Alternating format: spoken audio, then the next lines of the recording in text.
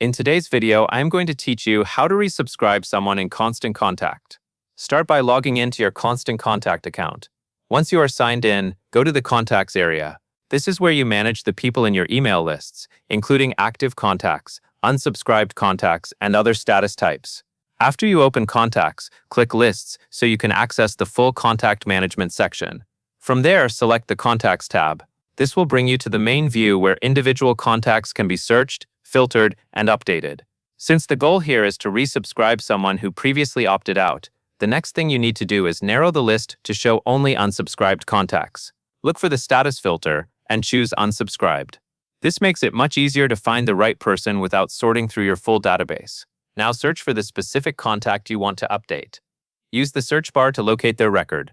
It is a good idea to double-check that you have selected the correct person before making any changes, especially if you manage a large list with similar names. Once you find the contact, click their name to open their details. Inside the contact record, you should see a resubscribe button.